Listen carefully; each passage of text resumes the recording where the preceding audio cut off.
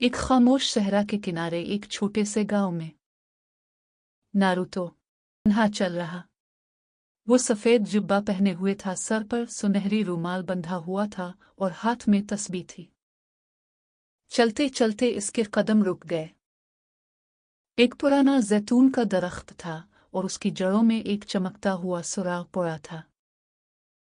जैसे ही गया नारुतो की तरह ही दुखता था, लेकिन इसकी आंखें सुर्ख थीं, चेहरे पर गुस्सा और गुरूर था।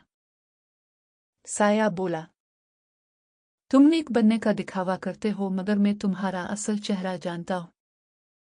नारुतो हैरान हुआ, फिर दोनों के दरमियान लड़ाई शुरू हो। रेत उड़ने लगी, बिजलियां चमकने लगे, लेकिन नारुतो की ताकत कमजोर पड़ रही थी। इसी दौरान नारुतो को बचपन की बातें याद आने लगे। जब ईद पर सब खुश थे, वो अकेला बैठा रोता था।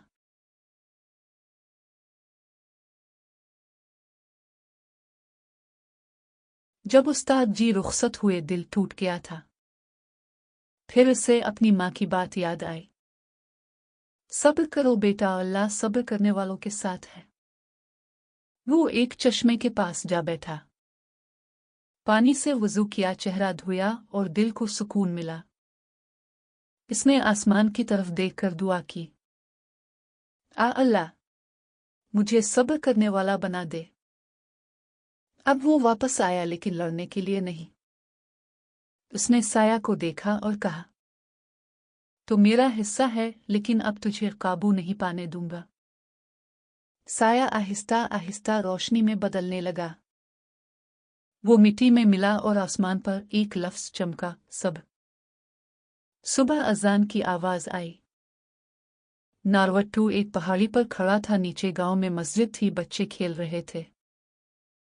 इसने एक तुमार खोला, इस पर लिखा था, असल ताकत अल्लाह पर भरोसा है। वो मुस्कुराया और गांव की तरफ चल दिया। पस मंजर में अजान की आवाज गूंज रही थी। सबक, जो शख्स अपने गुस्से को काबू में रखता है, सब्र करता है, वही असल बहादुर है।